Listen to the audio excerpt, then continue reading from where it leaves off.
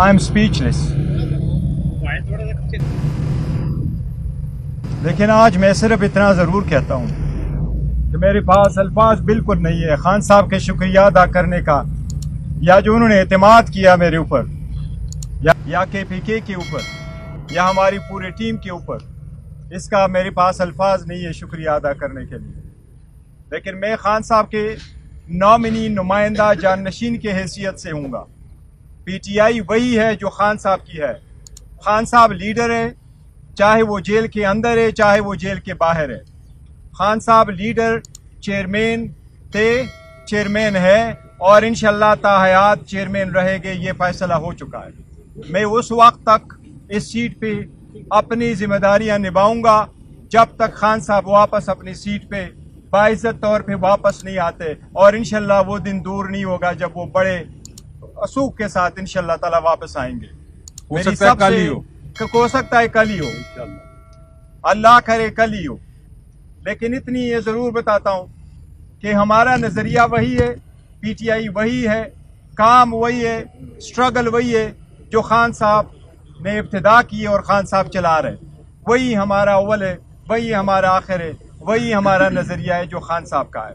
मैं सिर्फ आपसे फिलहाल इतनी दुआ की अपील करता हूँ, अल्लाह हमें हिम्मत दे कि इस बारी जिम्मेदारी को हम मुश्किल वक्त में निभा सके। कि जिन लोगों ने यहाँ तक हमें ले आए और ये स्टेप खान साहब ने लेना पड़ा, ये दिन वापस रिवर्स हो जाए और वापस अवाम का असल लीडर वो वापस अवाम में आके खड़े हो सके। आप लोगों का बहुत शुक्रिया। One at a time please. आप बात ऊंचा बोल। पॉलिटिकल वर्कर है उनकी तरफ से आपदात का इजहार भी किया गया था। नाम सामने आ रहे थे कि जो भी निगरान चेयरमैन होगा, जो भी होगा वो पॉलिटिकल वर्कर होना चाहिए, ना कि वकील। जब एक मिनिस्टर आएगा, जब वकील आएगा, चेयरमैन बनेगा, तो क्या जो इख्तिलाफात सामने आ रहे थे, जो सामने आ रहे थे, किस तरह दूर होंगे? जी देखिए, जैसा मैंने कहा कि जो कदावर शख्सियात थी बहुत सारी, वो चूँकि अपने मुस्तकिल ओहदों पे अपनी जिम्मेदारियां निभा रहे हैं, तो इसलिए उनको एक टेम्परेरी एक आर्जी तौर पे केयर टेकर सेटअप में लाने का कोई फ़ायदा नहीं था। जो बैरिस्टर साहब हैं वो नॉमिनी हैं इमरान खान साहब के, और इसीलिए वकला वकील को चूज़ किया गया ताकि वो अपना जो इंस्ट्रक्शंस उनको मिलती रहेंगी वो उसके मुताबिक एक्ट करते रहेंगे। पॉलिटिकल फिगर्स अपने अपने काम कर रहे हैं। जब इमरान, ये चूँकि आप समझिए कि ये टेम्पररी अरेंजमेंट है, इसलिए इसमें कोई परमानेंट हम पॉलिटिकल फिगर नहीं लाना चाहते थे। एक second please, one at a time.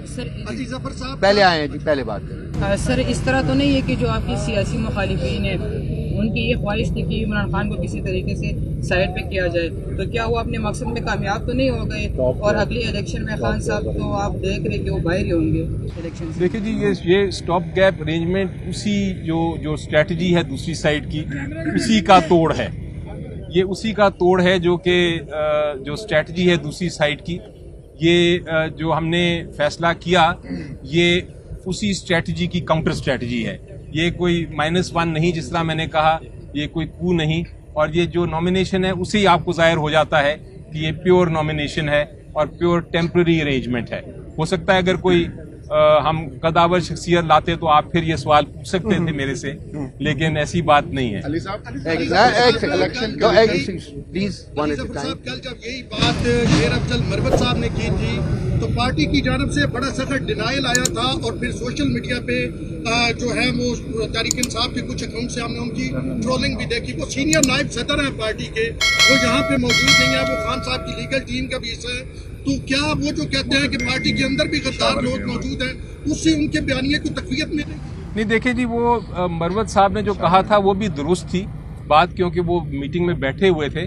लेकिन वो सिर्फ डिफरेंस ये था कि कल इमरान खान साहब ने ये कहा था कि आप अपनी जो लीडरशिप है उससे मेरी ये फैसले को प्रूव करा लें, और प्रूव जब तक नहीं होता, आपको पता है पार्टी अनाउंस नहीं कर सकती है और फाइनल डिसीजन नहीं समझी जाती।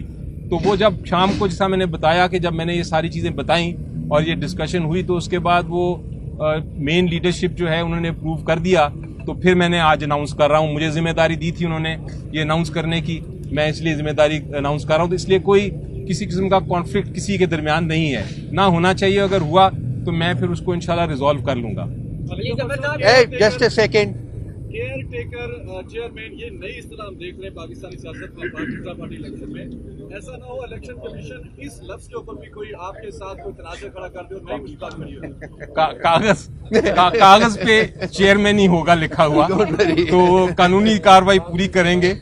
केयर टेकर सिर्फ मैं इसलिए इस्तेमाल कर रहा हूँ कि मैं इसको एक्सप्लेन करना चाहता हूँ इनके रोल को, ताकि हमारे जो वर्कर्स हैं और पार्टी लीडरशिप है उनका जो खदशात हैं वो खत्म हो जाए। नुमाइंदे की एक second, one at a time कह रहे हैं। खान साहब से मुलाकात हुई है, लतीफ खोसा साहब और नईम मजूदा साहब की।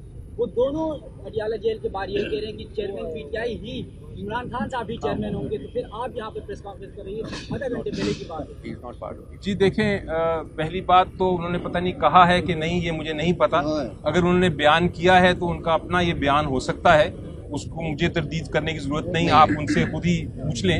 लेकिन ये मैं अपनी ज़ाती तौर पे आपको राय दे दूं कि ज़ाती तौर पे मेरी नज़र में जो हकीकतन चेयरमैन हैं पार्टी के वो इमरान खान साहब ही होंगे। तो अगर वो ये कह रहे हैं तो ये शायद हकीकतन बात कर रहे हैं, कानूनी तौर पे जो भी हो। आपके पास बड़े सियासी लोग हैं, रऊफ साहब भी थे, बाकी भी लोग थे, बैरिस्टर साहब के ऊपर कोई एतराज नहीं, आपका फैसला है। लेकिन शाह महमूद जैसे लोग और परवेज इलाही जैसे लोगों को छोड़ के बैरिस्टर साहब का इसके हवाले से इंतखाब करना, ये हिकमत क्या है, ये भी बताइए। जी यही मैंने आपको बताया ना जी कि वो जो इतने लोग थे जो हमारे बड़े पॉलिटिकल लोग हैं वो मुस्तकिल ओहदों पे बैठे हैं और वो मुस्तकिल ओहदों पे ही रहेंगे। वो उनको मुनासिब नहीं है कि उनको आप उठा के मुस्तकिल ओहदों से हटा के एक टेम्परेरी ओहदे पे ले आएँ। तो इसलिए इसका मकसद यही था कि हम ये एक तो साफ नज़र आ रहा है कि हम ये एक टेम्परेरी अरेंजमेंट कर रहे हैं और इसलिए हमारा ये मकसद नहीं है कि कोई ऐसा शख्स आए जिसको हम फिर बाद में हटाएं और वो फिर टेम्परेरी तौर पे आए। उनके बड़े अपने अपने जिम्मेदारियां हैं जो उन्होंने निभानी हैं और वो चूँकि परमानेंट नेचर की हैं, इसलिए हम वो परमानेंट नेचर वाले लोगों को किसी तरह से उनको नुकसान नहीं पहुंचाना चाहते। साहब ये बताइएगा कि इंट्रा पार्टी इलेक्शन आप हफ्ते को कराने जा रहे हैं, एक तरफ हम ये देख रहे हैं कि तहरीक इंसाफ के कारकुन जो गिरफ्तार हो रहे हैं, झंडा नहीं लगा सकते, मूव नहीं कर सकते, एक्टिविटी नहीं कर सकते। एक सवाल तो ये तो सभी कि इलेक्शन करा कहाँ रहे, तारियां होती तो फिर वो कौन सी आप इलेक्शन कमीशन की डिमांड? देखिए, हमारे जो इलेक्शन कमिश्नर हैं, चीफ इलेक्शन कमिश्नर और उनके साथ जो उनके दूसरे लोग हैं, वो पूरी तरह आइन के मुताबिक साफ शफाफ इलेक्शन कराएंगे। जो इलेक्शन का प्रोसेस है और किस जगह पे होना है, कैसे होना है, उसमें मेरी कोई इंटरफेरेंस नहीं है, ना होनी चाहिए, क्योंकि वो जो हमारे इंडिपेंडेंट लोग हैं वही अपने